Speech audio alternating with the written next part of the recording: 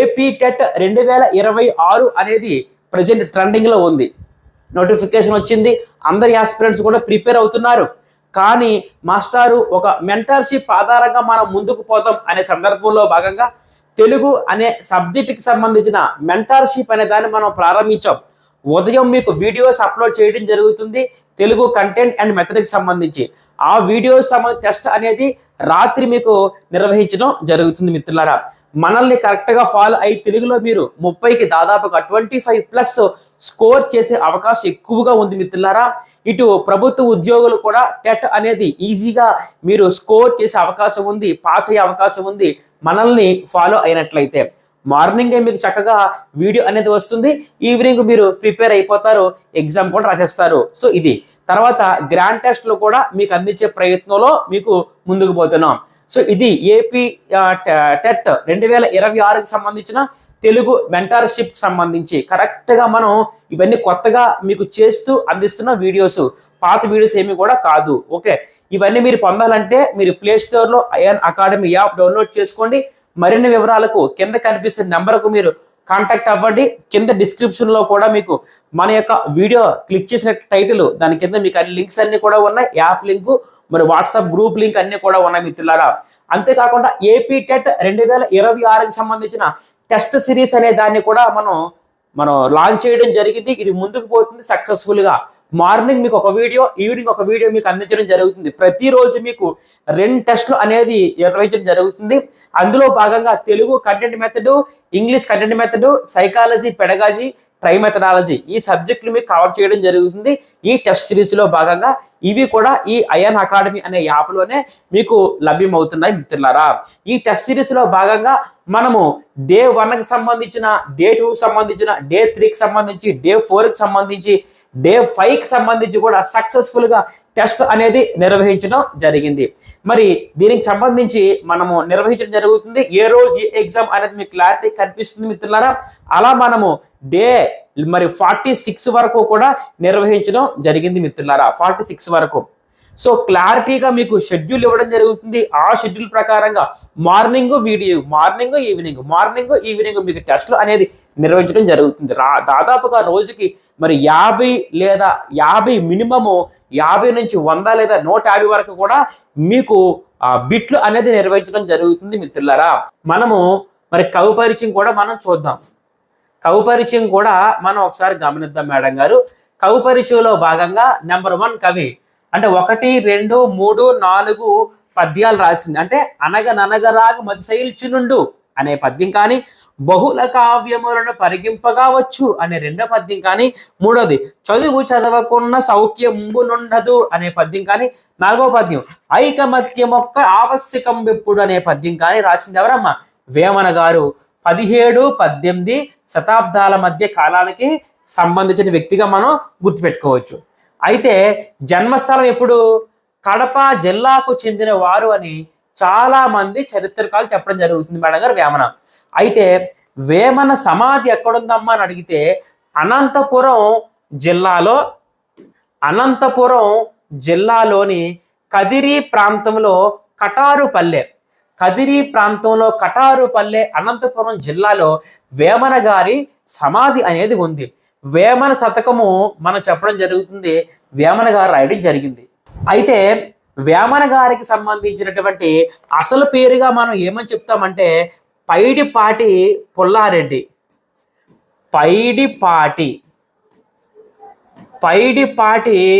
పుల్లారెడ్డి అనే వ్యక్తి వేమన గారికి సంబంధించిన అసలు పేరు. అయితే ప్రాచీన కాలంలో ప్రజాకవిగా మనం పాల్కురికి సోమనాథుడిని మనం డిస్కస్ చేసినట్లయితే, ఆధునిక కాలంలో ప్రజాకవిగా మనం చెప్పొచ్చు ఎవరినమ్మా అని అడిగితే వేమన గారిని లోక కవి అని కూడా అంటాం. ఆధునిక కాలంలో ప్రజాకవి మరియు లోక కవి ఎవరు? వేమన గారు. అంతేకాకుండా వేమన గారిని మనము ఆంధ్ర కబీర్ అని కూడా పిలుస్తాం. ఏమని పిలుస్తాం? ఆంధ్ర కబీర్ అని కూడా మనం పిలుస్తాం. ప్రజాకవి, లోకకవి, ఆంధ్ర కబీర్ ఎవరమ్మా అని అడిగితే వేమన గారు. అసలు పేరు ఏం పేరు? పైడిపాటి పుల్లారెడ్డి అని అంటాం. ఓకేనా, రైట్. అంతేకాకుండా మరి గమనించినట్లయితే ఇవన్నీ కూడా శతక పద్యాల్లో మనం బాగా చెప్తున్నాం. వేమన శతకం. శతకం అనే దాంట్లో ప్రధానంగా ఉన్న లక్షణం ఏంటమ్మానంటే, ఒకటి ముక్తకం, రెండోదేమో మకుటం అని అంటాం. నెంబర్ 1 ఏంటమ్మా అంటే ముక్తకం, నెంబర్ 2 ఏంటమ్మా అని అడిగితే మకుటం అంటాం. మకుట లక్షణం తెలుసు కదా, విశ్వధాభిరామ వినురయం మకుటం. మరి ముక్తకం అంటే ఏంటమ్మా అంటే స్వయం సంపూర్ణమై ఉంటూ ప్రత్యేకంగా ఉండేది మకుటం అని అంటాం. అంటే శతక పద్యాలు ముక్తక లక్షణాన్ని కలిగి ఉంటాయి. అంటే స్వయం సంపూర్ణమైనవి మరియు ప్రత్యేక లక్షణాన్ని కలిగి ఉంటాయి కాబట్టి శతక పద్యాలు ముక్తకం అనే లక్షణం కూడా ఈ పద్యాలకు ఉంది అని ఇక్కడ మనం తెలుసుకునే సందర్భంలో భాగంగా మనం చెప్పుకున్నాం కదా. వేమన పద్యాలన్నీ కూడా ఎలాగా ఆట వెలది ఛందస్సులో. ఆట వెలది అంటే మీనింగ్ ఏంటమ్మా, నాట్యగత్తె అని అంటాం. సో ఆట వెల ఛందస్సులో భాగంగా దృష్టాంత అలంకారాల్లో భాగంగా ఈ వేమన పద్యాలకు సంబంధించి మనకి కనిపిస్తాయి. సో ఇది అయితే వేమన పద్యాలను అంతేకాకుండా బద్దెన గారు అంటే సుమతి శతకంలో ఉన్న పద్యాలను కూడా సేకరించిన వ్యక్తి ఎవరమ్మా అని అడిగితే సిపి బ్రౌన్. ఎవరమ్మా? C P Brown. వేమన పద్యాలను అంతేకాకుండా ఈ అంటే వేమన శతకంలో ఉన్న పద్యాలను సుమతి శతకంలో ఉన్న పద్యాలను కూడా సేకరించిన వ్యక్తి ఎవరమ్మా? సిపి బ్రౌన్ అని ఇక్కడ మనం గుర్తుపెట్టుకోవాలా. రైట్. దీని తర్వాత మరి కవి ఎవరమ్మా అని అడిగితే తర్వాత కవి రెండో కవి బద్దెన గారు అని మనం మాట్లాడతాం. 5, 6 పద్యాలు ఇక్కడ రాయడం జరిగింది. అంటే 5వ పద్యంలో భాగంగా కమలములు నీట భాసిన అనే పద్యం కానీ, లావుగల వాని కంటెను అనే 6వ పద్యం కానీ రాసింది ఎవరమ్మా? బద్దెన గారు అంటాం.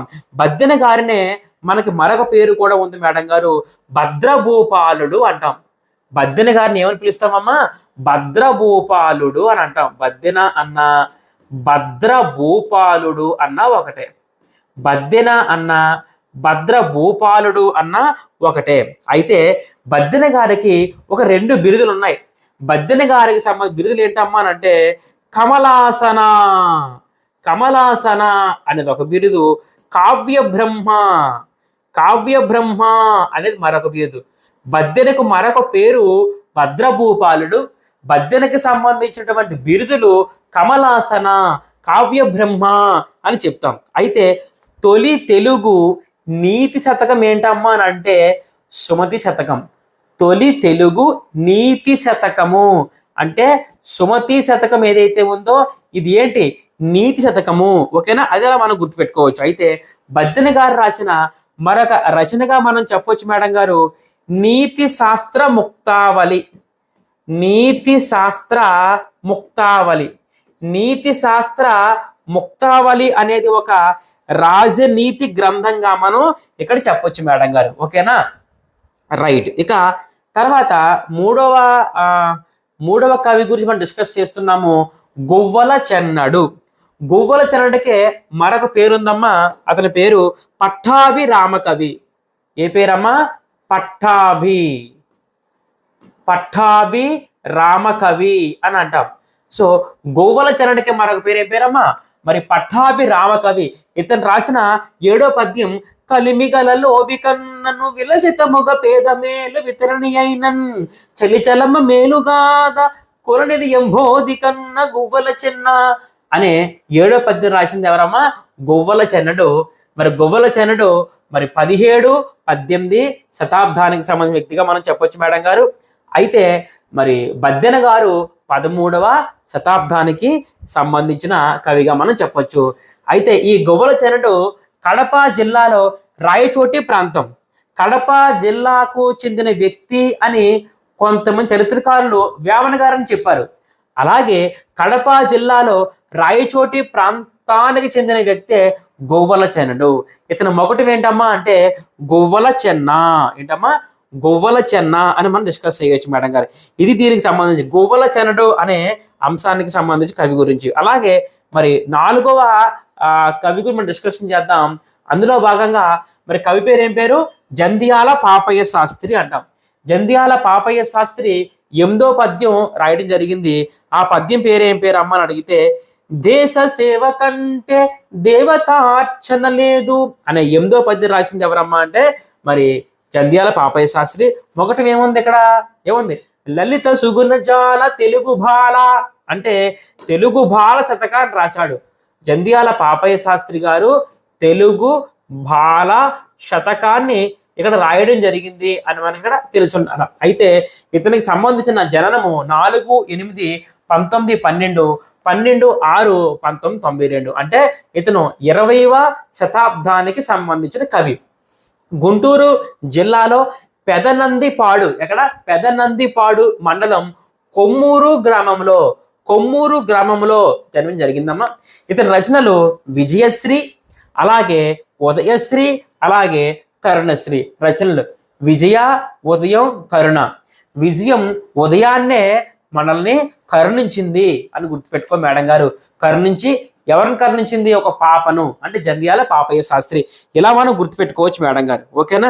రైట్. అయితే మేడం గారు ఈ జంధ్యాల పాపయ్య శాస్త్రికి సంబంధించిన కలం పేరు ఏమని చెప్పొచ్చమ్మా అని అడిగితే మరి కరుణశ్రీ. కలము కరుణశ్రీ అని గుర్తుపెట్టుకోవాలి. కలము కరుణశ్రీ. ఎవరిది కలము? జంధ్యాల పాపయ్య శాస్త్రి. అయితే మేడం గారు ఇక్కడ విజయశ్రీ మీద ఒక బిట్టు, ఉదయశ్రీ మీద ఒక బిట్టు, కరుణశ్రీ మీద ఒక బిట్టు కూడా మీకు చెప్తాను.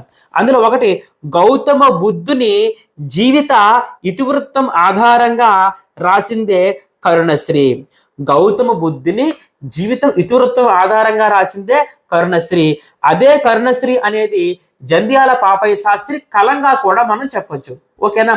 అలాగే మహాభారతంలోని అర్జునుడి యొక్క నాయకత్వాన్ని అభిమానిస్తూ రాసింది.